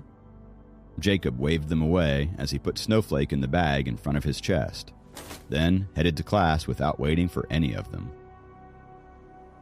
Snowflake knew how to behave in class. It didn't make a sound or cause any trouble at all. Since it was a Thursday and they had a mandatory course with Susan in the morning, the guys were all excited. Susan sensed Snowflake's presence as soon as she got into the classroom. She looked in Jacob's direction, and Snowflake was intimidated by this 8th level master and immediately hid its little head in the bag. However, Susan didn't care as long as Snowflake didn't harm any humans. She also didn't want to waste any time disciplining this low-leveled creature. On top of that, as her assisting inspector, half of Jacob belonged to her, so there was no need to keep such a close eye on him. Susan walked out of the classroom immediately after class. Jacob knew for a fact that she went straight to cultivation. Snowflake rolled around in the bag again to show that it was hungry. It was noon, and Jacob decided to take it to the cafeteria to eat. Sam and the guys had no interest in little animals like Snowflake, so they went to the stadium to play basketball, as well as check out pretty girls. When Jacob got to the west gate, Kathy came over on her bike as well. I knew you would take Snowflake to the cafeteria. Kathy got off her bike and walked with Jacob. It is hungry again. Jacob shook his head. I like Snowflake. It's just that it eats too much, and the girls in our dorm are all complaining about it. So I had to give it back to you, she explained. It's okay. I don't want to cause you any trouble. Snowflake jumped out of the bag as soon as Jacob finished talking and hopped into Kathy's bike basket. It circled around in there and placed the 2 front legs on the rim of the basket, looking ahead energetically. Kathy laughed cheerfully. Her laugh was like a summer breeze, making people feel refreshed and comfortable. When they arrived at the cafeteria, Jacob and Kathy ordered 2 hamburgers, and they ordered several servings of chicken wings for Snowflake. If you did the math, Snowflake's meal was much bigger and even better than theirs. Sure enough, Snowflake attracted some of the girls' attention. They started to feed it as well. However, now Snowflake had gotten a little picky and didn't even touch the things that weren't very appealing. It's so easy to meet girls with a puppy like this, Kathy said as she ate. I'm not that kind of person. Jacob thought it was necessary to explain why he got Snowflake. Kathy smiled and let go of the topic. How's Soph lately? How come you're asking about her all of a sudden? Nothing. I'm just a little worried because last time she got scolded in the office. Oh, that's okay. She has thick skin, Jacob said with a smile. Kathy bit her lip and asked, after some hesitation, Are you her boyfriend? More of a fiancé than a boyfriend, Jacob said slowly. Kathy looked at Jacob, stupefied for a few seconds. Then she kept on eating her burger. She couldn't think of anything to say after that. Want to take Snowflake for a walk in the park nearby after this? Jacob asked. Oh, sure. Kathy's tone of voice suddenly got gloomy. It was perfect sunny weather to walk a dog. Jacob took Snowflake to the grass of the park and realized many middle-aged people were walking their dogs here as well. It was the first time for Snowflake to come to a nature-like environment, and it was exhilarating. It hopped out of Kathy's basket and rolled around in the grass. Although it was a level 2 spirit beast, it was still an animal that was half a year old. It had been living in the gloomy Lotus Cave and had never seen anywhere with grass and trees like this. Kathy couldn't help but smile at Snowflake. Even some of the girls stopped as they passed by, since they really wanted to pet the cute puppy. Snowflake stretched out its little legs and sprang on the relatively spacious area as all the other dogs stared at it. Suddenly, Snowflake noticed a piece of yummy barbecued pork in front of a big black wolfhound. It dashed over without thinking. Come back, Snowflake! Kathy shouted out, worried. That wolfhound was 6 or 7 times bigger than Snowflake. It bared its teeth in warning, even though a man was holding onto its leash. However, when Snowflake got in front of the big wolfhound, all it did was put its little paw on the meat, and it made the wolfhound back away in horror, howling. If it weren't for the leash, it would have dashed away. Snowflake slowly ate the piece of barbecued pork. Kathy was astonished, yet Jacob had already assumed this would be the case. The level 2 spirit beast was a level 2 demon beast before being tamed. No ordinary dog would be able to handle its strong spirit. Mr. White, you are here today too. Yeah, I'm taking a walk since the weather is nice. My Tony didn't want to stay at home. Suddenly, a few middle-aged men at the edge of the grass area started to chat. Jacob turned back and saw a wealthy-looking middle-aged man with a large black Tibetan Mastiff on the outskirt of the grass field. Everyone knew the Tibetan Mastiff was the king of dogs. Its appearance immediately made all the other dogs look down. The Tibetan Mastiff's round eyes scanned the area and fixed them on Snowflake, who was slowly eating the piece of meat. Snowflake completely ignored the bigger dog. It didn't even lay its eyes on it. The Tibetan Mastiff had always been treated as the king, so it couldn't bear being ignored like this. It stepped towards Snowflake with the strength strong enough to pull its owner forward. Whose puppy is this? Hurry up and take it away. Tony has some kind of problem with it. The wealthy-looking middle-aged man shouted as he pulled his dog. Go pick Snowflake up, Jacob. Otherwise, it's going to get hurt by that dog, Kathy said, again worried. It wasn't that she didn't want to do it herself. The fact was, she was scared of the large Tibetan Mastiff too. Get the puppy out of here. Tony is getting mad. The middle-aged man kept shouting. It seemed like he had always been this arrogant since he had a Tibetan Mastiff as his pet. The black Tibetan Mastiff growled as he showed his teeth, drooling. Jacob walked in on the grass as Snowflake was still chewing on the meat. The puppy looked really cute. Before Jacob could get to Snowflake, the Tibetan Mastiff's patience had reached its limit. It broke off the leash and took off towards Snowflake. The owner of the Tibetan Mastiff looked calm. He probably thought even if his dog killed the little puppy, it wouldn't cost him much money. Snowflake made a nifty turn and avoided the attack just before the Tibetan Mastiff's teeth got it. It sprang towards the grove on the side. The Tibetan Mastiff couldn't withstand this. It whipped away the leash completely and followed the puppy into the grove. Kathy shouted immediately, Hurry! Jacob, get Snowflake out of there! She dashed into the grove regardless of the danger of getting bit by the Tibetan Mastiff herself. The Tibetan Mastiff barked and Snowflake whimpered. People in the area couldn't see what the situation in the grove was, and they all thought Snowflake was whimpering out of pain. They believed there was no chance for it to survive the Tibetan Mastiff's attack.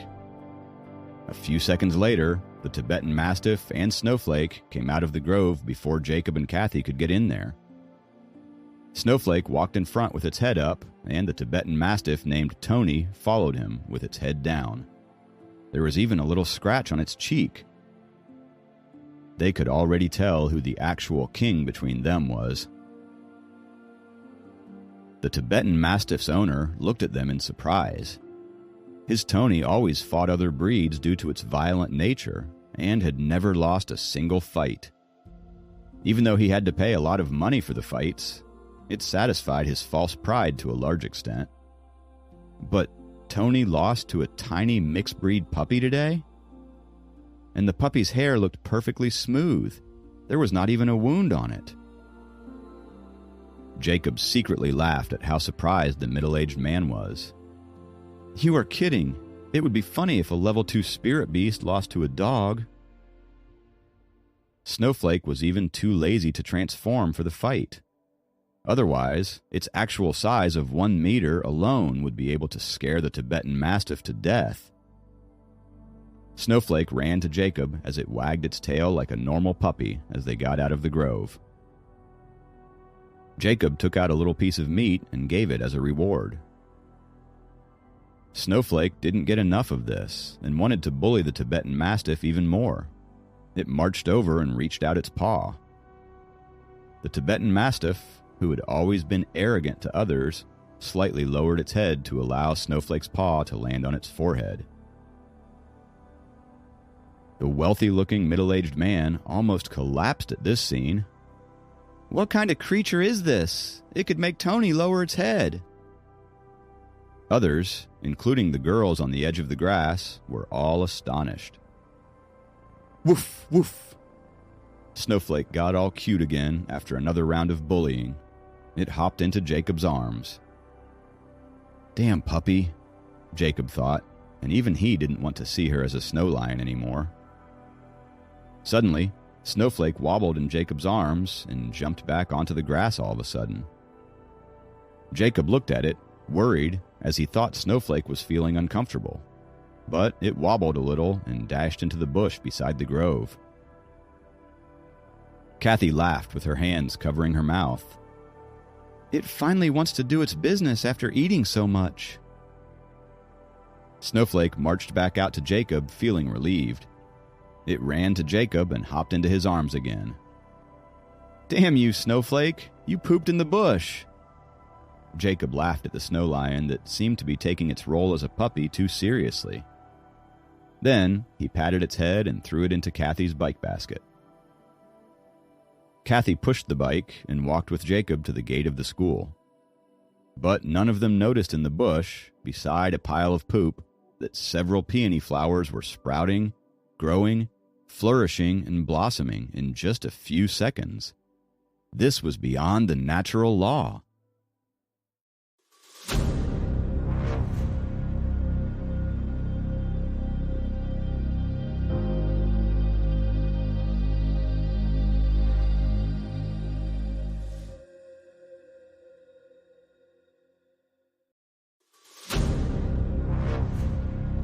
Episode 210. Using Snowflake? After they had returned to the campus, Kathy and Jacob each left for their classes. Jacob watched as Kathy slowly headed toward Academic Building C on her bike. He felt like her aura had somehow changed.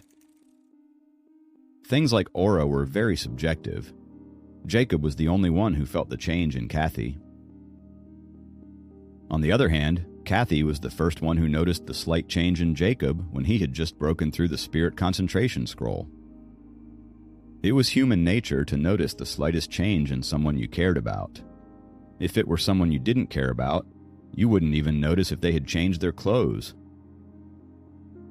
Jacob looked up at Susan's office window and circulated the nature essence in his body according to the Sword Shadow scroll before he headed toward his class.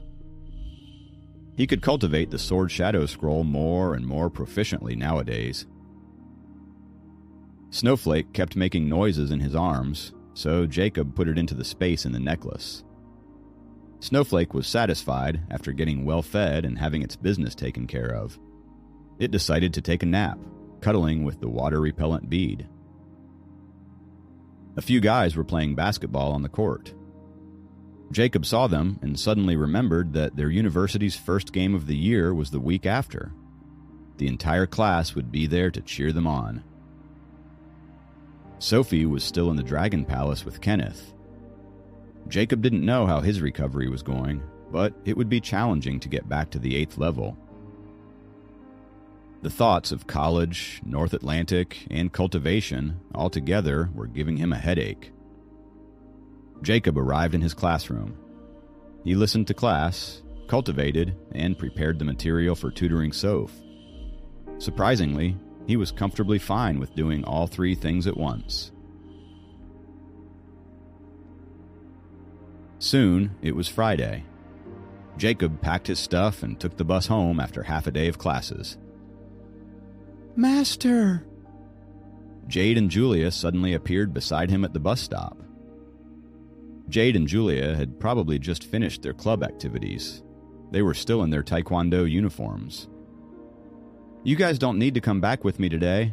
Go and get some rest," Jacob said to them. No, Master. Actually, we are here for the bus too, Julia informed him. Jacob remembered that Liam was still helping out in the Dragon Palace and hadn't been back for a few days now. Therefore, there was no one to give them a ride home. They had to take the bus to Liam's apartment instead. The three of them waited for the bus quietly. Although the twins weren't saying much to Jacob, they stood on each side of him. The guys around them were jealous to death. The twins' bus arrived first, and Jade pulled Julia's hand as they got on the bus. They waved at Jacob. See you later, Master.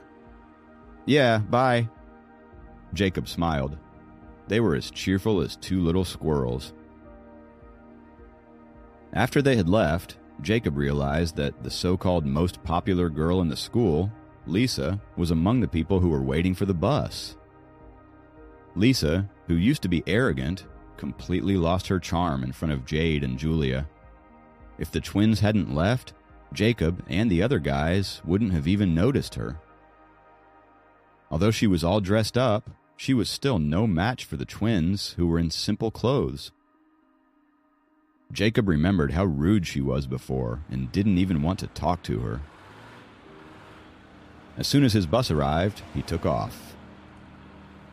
Jacob focused on cultivation when he got back home. Also, he took Snowflake for a walk by the beach. The weekend didn't seem to be as lonely as usual with Snowflake's company. Waves lapped on the beach, one by one, as Jacob cultivated with his legs crossed and eyes closed. He circulated the nature essence in his body, according to the Sword Shadow Scroll, as he took in the 5 elements in nature slowly. Snowflake rested on Jacob's lap as he cultivated. It buried its head into its fluffy white body, snoring. Although it had only been a few days, it had already bonded deeply with Jacob. At least, it relied on Jacob to a large extent. However, it looked more like a puppy than a snow lion. It followed Jacob wherever he went, and even slept beside him when he went to bed. Master! Jacob heard Jade and Julia's voices as he was trying his best to cultivate. He opened his eyes and saw them standing in his room already. They barged into his personal space without permission. Snowflake was just sleeping on Jacob's lap. It suddenly hopped onto the floor and turned into a 1-meter-tall snow lion. Jade and Julia stepped back and looked at Snowflake in surprise. Then, they turned to Jacob, who was sitting on the bed with his legs crossed, and asked, When did you tame a demon beast, Master? Come back, Snowflake. Jacob waved at it. The majestic-looking Snowflake turned and looked at Jacob. It hesitated for a few seconds, but went back to Jacob's side. However, it was still staring at the twins cautiously without shrinking its size. Snowflake wouldn't be alarmed by humans, but as a spirit beast, it could sense those who had powers immediately. It would be more cautious if the cultivators were stronger than Jacob. The twins kept looking at Jacob in surprise. It seems like a level 2 spirit beast, Master. Snowflake shook its white mane as its shiny black eyes were still locked on the sisters. They had different auras than what it was familiar with, so it treated them as enemies. Don't be so tense, Snowflake. Jacob petted its neck. Snowflake finally lightly roared and shrank back in size. It hopped onto the bed and curled up on Jacob's lap. I took Snowflake by chance. Susan told me that it's a level 2 spirit beast as well, Jacob said. Hearing this, Jade and Julia's eyes brightened. Level 2 spirit beasts are great for refining elixirs and making treasures. When this snow lion gets bigger, its fur can be used to make high-level defensive armors and robes, while its teeth and claws can be merged into treasures. It might even have an internal core, which can help you accelerate your cultivation speed. Snowflake was just about to doze off when it sensed an ominous feeling from the twins' gestures. It suddenly lifted its head and looked at them nervously. Jacob got nervous as well. "Hey, don't you try to take advantage of Snowflake." Jade and Julia walked over with a smile. Snowflake sensed the danger, so it jumped off Jacob's lap and hid behind his back. "Look at you, Jade. You scared Snowflake," Julia said with a frown as she was just about to reach out and pick Snowflake up. "It's so timid," Jade teased as she smiled. "The snow lions are indeed the smartest kind of spirit beasts. Snowflake even knows that we were talking about it," she continued as she clapped her hands at Snowflake. Snowflake was so scared of them that it didn't want to be hugged by them at all. Instead, it squeezed under Jacob's arm. Jacob knew exactly what it wanted, so he put it back into the space in the necklace to free it from the terror. "Why are you guys here today?" Jacob stood up and asked. "We just came back from visiting Grandma," Jade told him. "How's she doing?" Jacob asked immediately. "Don't worry, she's very well." Jade walked closer. "The reason we are here today is to ask you to come shop for cell phones with us." "Cell phones?" Jacob looked at them, confused. "Yeah, without a cell phone we can't contact anyone," Julia said seriously. "We can go shop for cell phones, but you need to promise not to scare Snowflake again," Jacob said. "All right, we won't," Jade laughed. Jacob was just feeling bored at home, so he went cell phone shopping with them downtown. He felt terrible, always asking them about cultivation and treasures, and yet never helped them with anything. To thank them for their help lately, Jacob offered to pay for their cell phones. They got 2 simple phones, which were Jade and Julia's first cell phones ever. They meant even more to them since Jacob got the phones for them. It cheered them up immediately. "Master must have a lot of questions to ask. Shoot away." Jade saw through Jacob's intentions and said to him as she played with her new phone. Jacob smiled at Jade's cleverness.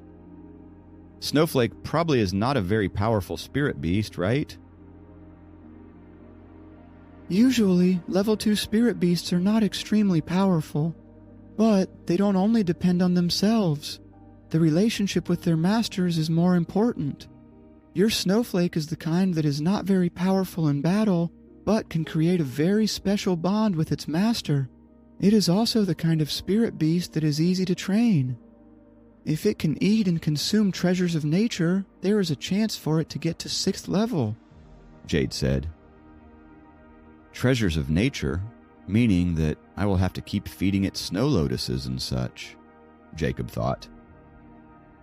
"You can also feed it with your own nature essence.